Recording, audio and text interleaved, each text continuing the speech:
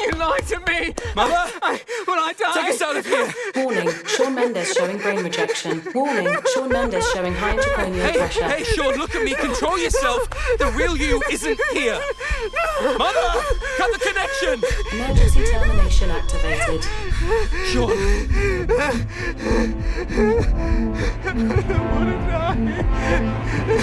I don't want to die!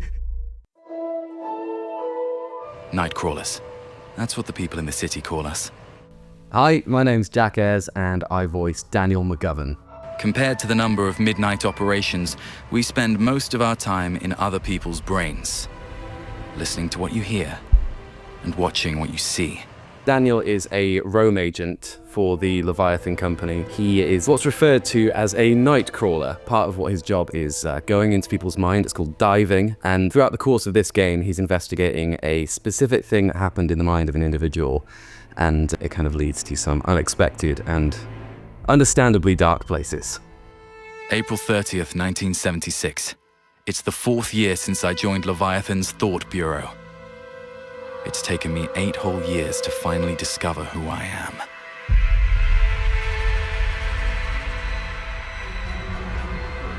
Shawn Mendes. Who? Who's there? A roam agent from the Thought Bureau. Daniel McGovern. Hi, my name's Mark Desebrock, and I play Shawn, who is an employee at Leviathan in the Winston Research Institute, and also Fred, who is one of the sort of managers in the Winston Research Institute too. Welcome to the Winston Research Institute. It's a back door, to be precise. My name's Jen Austen, and I voice Rachel. Should I address you as Daniel McGovern? My name's Will, Harrison-Wallace. In Karma, I voice 2 characters. Both pretty intense characters. Quite emotionally draining. Those useless people out there. All they care about is doing their jobs. Perhaps you may succeed. Hello there, my name is Katheryn Siggers. I have played many characters in this game. You'll hear me in the crowd many different times. You'll hear me as an old woman. You'll hear me as a small child. Anything that is NPC and it's female, that would have been me. Announcement.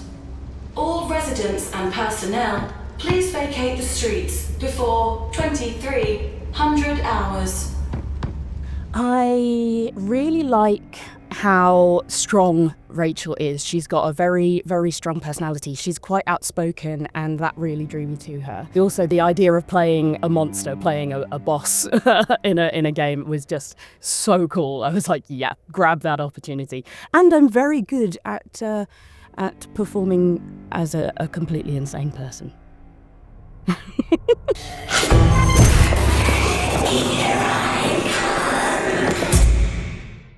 It's quite difficult. You got a set of abstract lines. The directors and producers were very, helpful in terms of giving me a bit of context.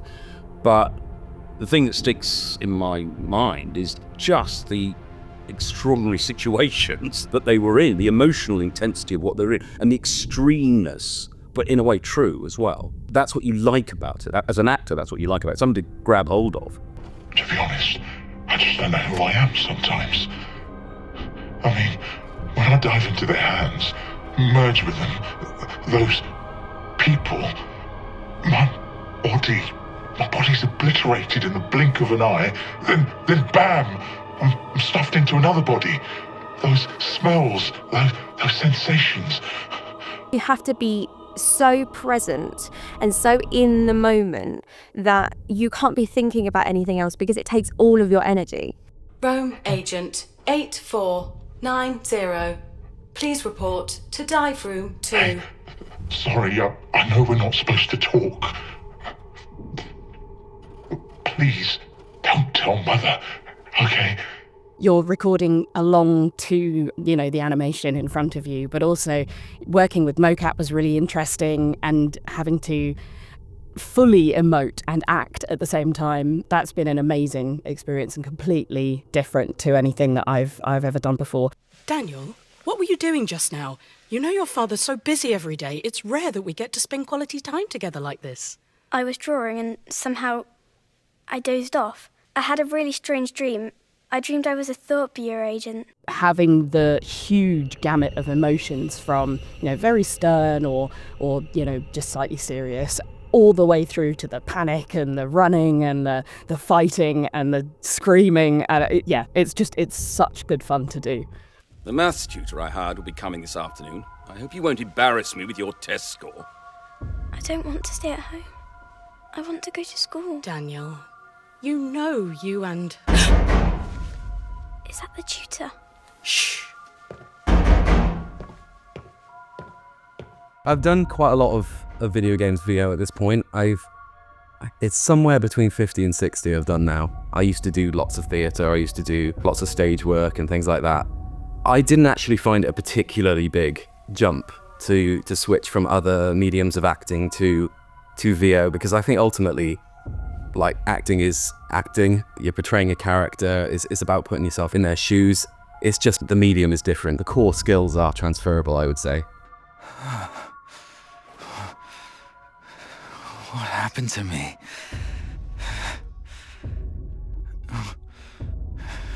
Who am I? What's great about this job in terms of the preparation is that we were able to see some of the lines and some of the cinematics beforehand, which is so great in terms of being able to come into the booth as prepared as possible, because a lot of the time you don't get as much information that you would like in order to make as nuanced performance as you can. In terms of this job, it was looking through all the lines, saying them out loud for the first time, so it's not the first time that you say them in the booth, and then just having a bit of play, and then understanding the sort of the context as best you can, and then obviously warming up and stuff. There's a lot of crying and screaming as Sean does, so I had to get ready with that before I got on the train here. I can live with the consequences of my choices. But what about you, my precious girl? It was so well written that it was easy to drop into each of the scenes because I knew where she was and what she was doing. And I think for me, even though however much I enjoyed doing the fights and more of the sort of sound effect type stuff rather than lines specifically, that was really challenging. I'm not used to pushing my voice that far. There were so many different ways to scream. This has been an education in itself, this job, because he goes through so many different tortury things. No, go away! No! Breath is a really important part of horror games. It grounds the character, and the player has to feel the kind of emotions that the avatar is going through. And with some of these really intense sections and stuff, we're essentially breathing for minutes at a time while we're looking at the footage.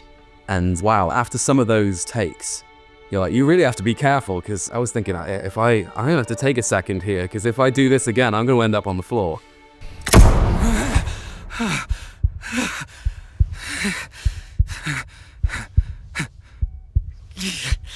What is this place?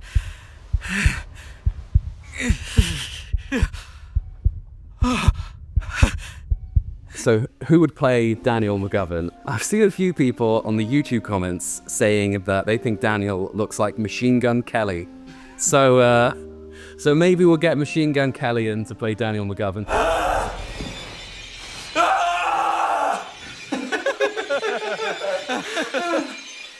So I do remember the reference being Anthony Hopkins. Eddie Redmayne's pretty good. It's a good character. There's a wonderful vulnerability and warmth that he has that is sort of effortless. So he'd be good. In terms of Fred, I want maybe Gary Oldman. I reckon Anne Hathaway would do an amazing job of Rachel.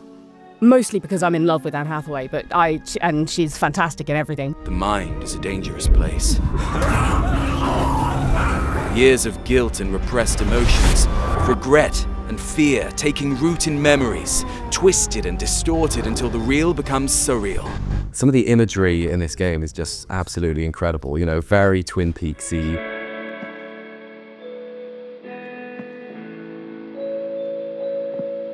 I play a lot of games myself. That's something that I still always find time for. And this is going to be a day one for me. Now, are you sitting comfortably? Mother, begin Rome.